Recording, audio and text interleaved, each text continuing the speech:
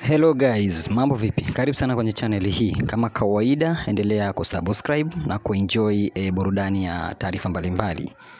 Leo tarehe 6 majira ya mchana, Mheshimiwa mwenye dhamana ya ofisi ya Rais, tawala za mikoa na serikali za mitaa, Mheshimiwa Omar Mchengerwa alivyotangaza orodha ya wanafunzi waliochaguliwa kujiunga na kidato cha 5, yani selection za kidato cha 5 pamoja na vyuo vya kati, basi mabosi wa bodi ya mikopo almaarufu kama HESLB wamejifungia kwa masaa kadhaa ili kuchambua na kufungua na kuliweka wazi dirisha la mikopo kwa mwaka 2025-2026.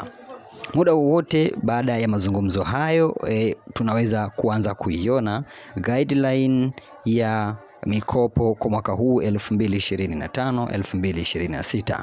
Lakini tu kabla guideline haijashushwa rasmi na kuanza kuonekana katika mitandao mbalimbali, nikupe baadhi ya hints ambazo zitakuwepo ndani ya guideline hiyo. Moja, ujue kabisa leo tarehe 6 guideline itashushwa ama itaachiwa rasmi, ambao guideline hiyo itaachiwa leo ili kutoa wasaa mzuri wa watu kuipitia kabla ya kufunguliwa kwa dirisha la mikopo.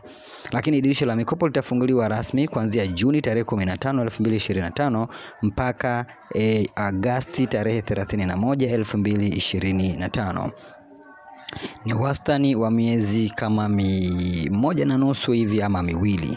Lakini kwa Samia Scholarship dirisha litafunguliwa mara baada ya matokeo ya kidato cha 6 kuwa yametolewa.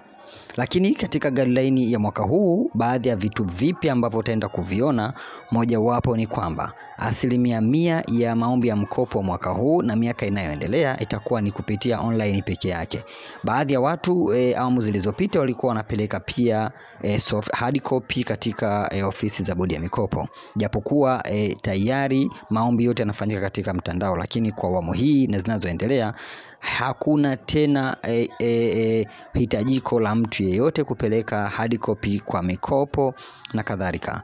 Hilo ni jambo jipya la kwanza. Kwa hiyo maombi yote yatafanyika kwa njia ya mtandao. Nini cha kufanya? Hakikisha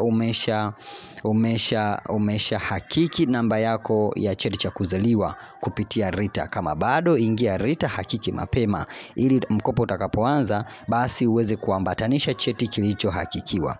Jambo la pili jipya ni kuhusu namba ya simu pamoja na akaunti namba ya benki. Wakati bodi ya mikopo ikifanya maombi katika awamu zilizopita hakukuwa na ulazima wa kuweka namba ya akaunti ya benki, lakini kwa mwaka huu kutakuwa kuna umuhimu sana na ulazima wa kuwekwa namba hiyo.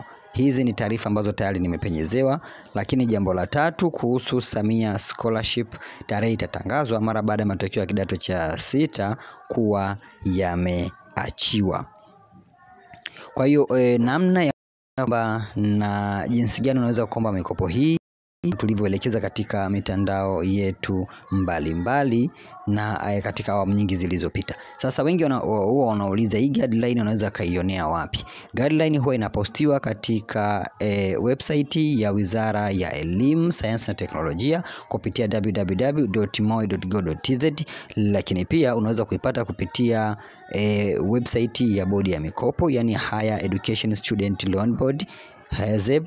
Lakini pia na sisi kama wadau mojawapo wa elimu tutakusaidia kuzipata hizi guideline. Kwa hiyo endelea kusubscribe channel hii.